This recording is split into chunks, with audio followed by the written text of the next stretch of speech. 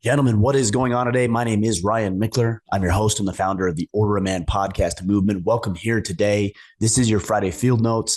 I want to share with you something about fatherhood. A lot of us are fathers or aspiring fathers or soon to be fathers, and it's a challenge. If you're a father, you know as well as I do how challenging it can be at times. I think all of us, I hope all of us, if you're listening to this podcast, I imagine that's the case, that we want to be better fathers. We want to lead our children. We want to serve them. We want to help them grow into self-sustaining, responsible, contributing members of society. And I figured I'd share something with you today. Before we do, number one, just want to let you know that Order of Man is a resource dedicated to reclaiming and restoring masculinity. We live in this society, and this is more true than it was 8 years ago when I started, that dismisses, undermines, rejects, mocks masculinity and manliness. My goal is to help restore manliness and masculinity to its rightful place.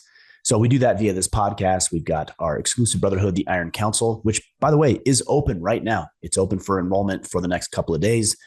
We've got our events and all the things that you can check out at orderman.com. All right, guys, before I get into the rest of it, I want to let you know, as I mentioned, the Iron Council is open. That's our exclusive brotherhood. And rather than me tell you how great this is, let me share something with you. One of our members who is one of our solid members, and he didn't give me express permission to share this, so I'll leave it as anonymous and I'll leave a few things out here. But I want to share this testimony that he had posted in the Foundry, which is where we do a lot of our work in the Iron Council. He says, "Afternoon, men. I wanted to share a huge win for me. Today, I accepted the position of," and I'll leave that blank because I'm trying to keep this anonymous. "I accepted the position of blank. This has been in the works for a while, but everything became official today. Before finding Ryan and this movement, I never would have had the mindset to effectively lead others. The drive and support I get from the men in this group is something that's hard to put into words. I am not going to tag everyone who has been a big part of pushing me, but you know who you are. As I said in another post, trust the process and enjoy the ride." So that comes from one of our members inside of the Iron Council.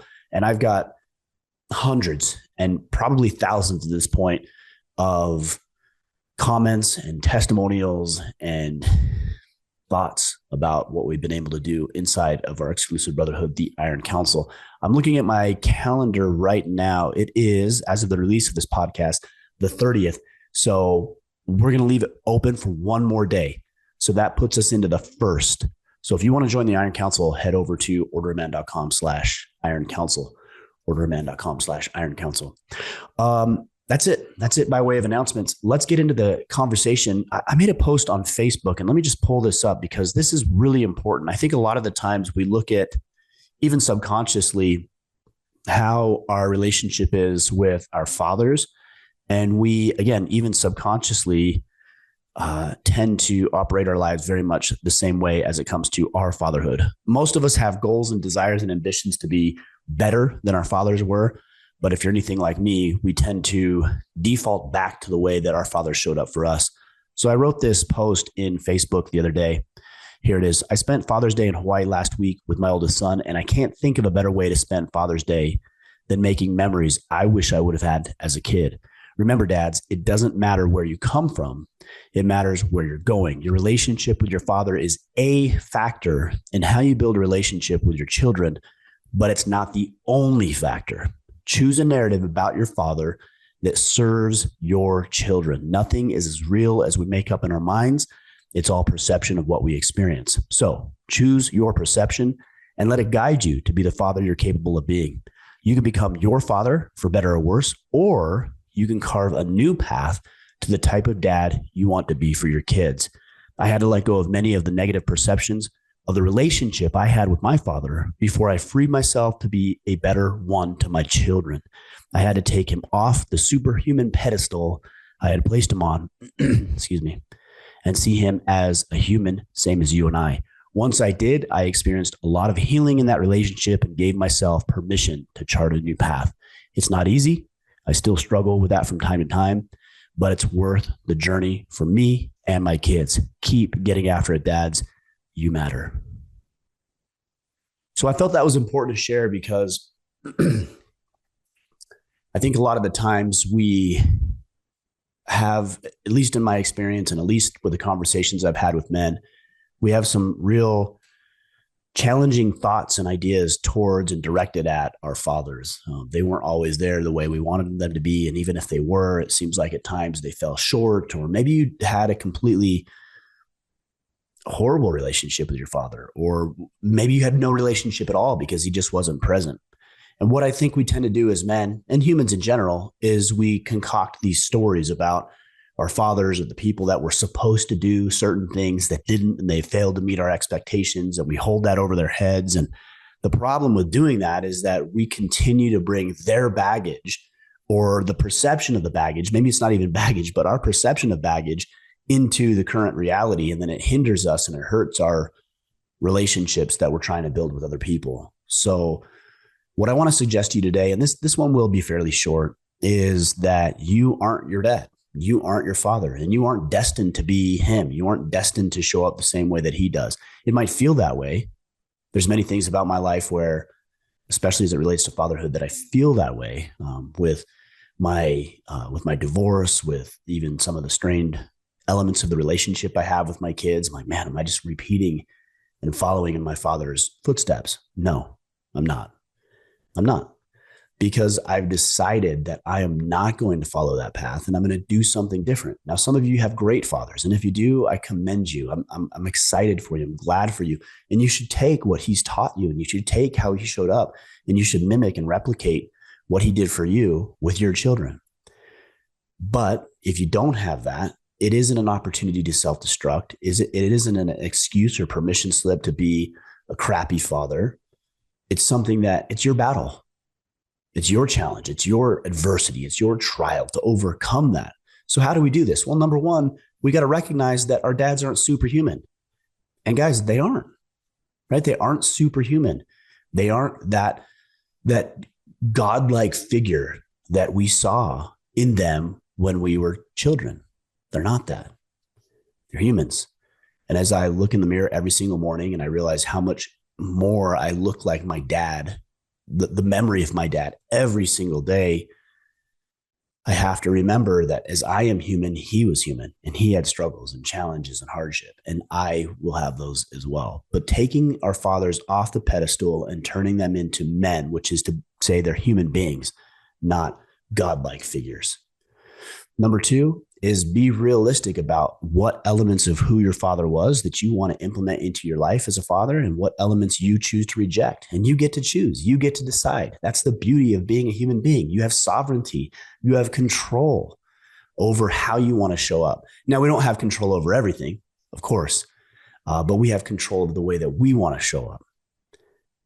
And because we have control of the way that we show up, we get to decide, am I going to be this type of father, or am I going to be that type of father? Am I going to respond to these situations in this way, or am I going to respond to those situations in that way? We get to decide.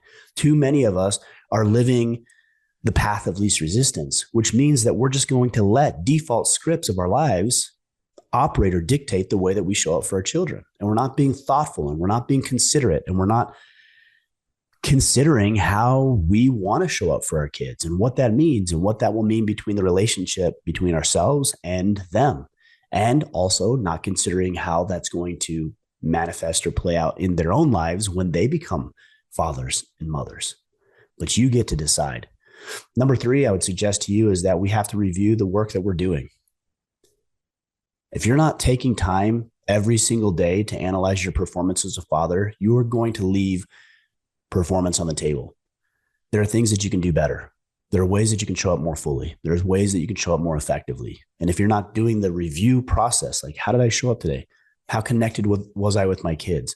What could I have done better? What did I do poorly at? Tomorrow, when I spend time, or when I wake up, or when they spend time with me, what am I going to do differently? How am I going to show up? Guys, review these things. It's painful at times because you're going to recognize that you're not as good as you'd like to be. But if you want to be that good, then you have to recognize where you're deficient. I fall short every single day. Every single day I fall short. And I don't want to revisit the failures and the mistakes and the things that I've said that I shouldn't have said, or the ways I've behaved that I shouldn't behave. But I do, because I want to get better and I want to improve. Yet the last thing I want to share with you as far as how to become a better father is to think about what your kids need. Sometimes we're so reactive. Our kids do something we don't like, or maybe they poor performance, or even if they get hurt or scraped or banged up or whatever, and we react. And I've done podcasts multiple at this point about reacting versus responding, but we react to the way that they operate in life. And it's frustrating at times, right? They're little kids. I have 4 kids from the ages of 15 down to 7 years old. They're kids, they're children. And they don't behave like adults. And even adults don't behave like adults at times. And what I tend to do is I tend to be reactionary at times because I'm busy or I'm stressed out, or, I see the way that they should behave and they're not behaving. So there's the discrepancy there, and we react. And we don't take into consideration that maybe the way that we're reacting to the environment and them is not really helping them, but it's hindering them. It's hurting them mentally, physically, emotionally, perhaps. So what I would suggest to each and every one of us, not just you, myself included, is that we take a step back in those moments and we ask, what is it that my children need in this moment? And not right now. Not right now, because if you ask what they need in this moment right now, it's to play a video game and to go to sleep and, all these things that maybe not are in their best interest over the long haul. So what is it they need from me over the long haul that's going to enhance and better their life? And sometimes that might mean that they need to toughen up a little bit. If they fall off the steps or fall off the trampoline or, get a little boo-boo or an owie, it's like, okay, well, this is a time to show some resilience and get back up, wipe yourself off and get back to what you were doing. Or is there a moment where they might be dealing with some sort of mental or emotional struggle or challenge at school or with their mother or just life, a friend, or life in general? And that's an opportunity for you to sit down with them and put your arm around them and have a real good conversation about what they might be dealing with. It's not a strong suit of mine.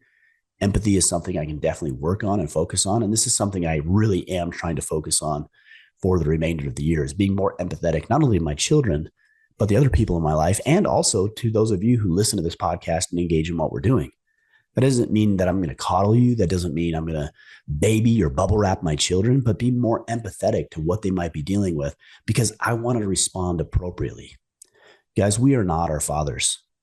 And you might look in the mirror and see your father's image in that mirror. It reminds me of, I think it's on Lion King, where he looks in and he sees himself, but it's very similar to his dad, Mufasa.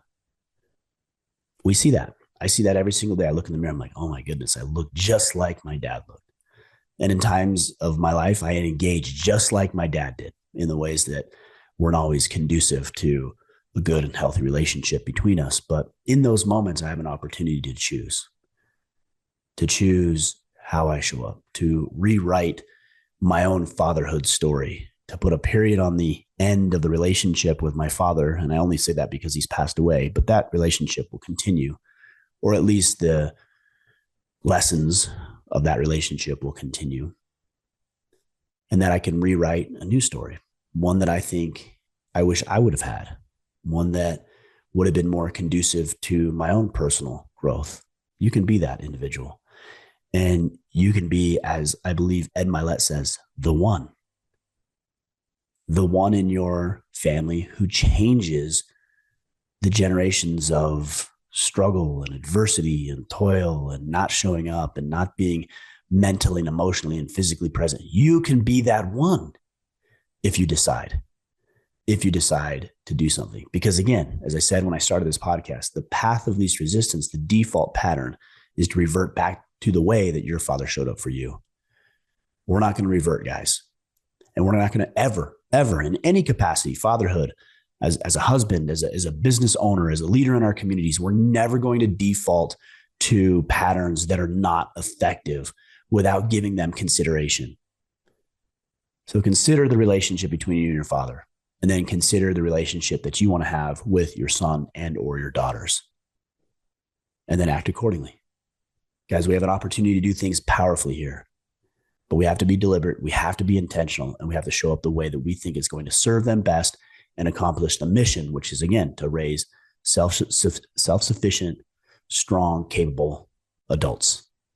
I hope that helps, guys. If you have additional questions, resources, ideas, considerations, please let me know. Hit me up in an email, ryan@orderman.com. The best place to connect with me is on Instagram at Ryan Michler, Michler. Also, as I started the podcast, we have the Iron Council. I shared that testimonial with you from one of our members about achieving a promotion, and he's giving a lot of credit to not just me, but his team, the guys inside the Iron Council that are helping hold him accountable to the path. You can check that out at orderman.com/Iron Council. All right, guys, that's the message I have for you today. Make it a great Friday, and we will be back on Tuesday for another interview. Until then, go out there, take action, and let's all become the men we are meant to be.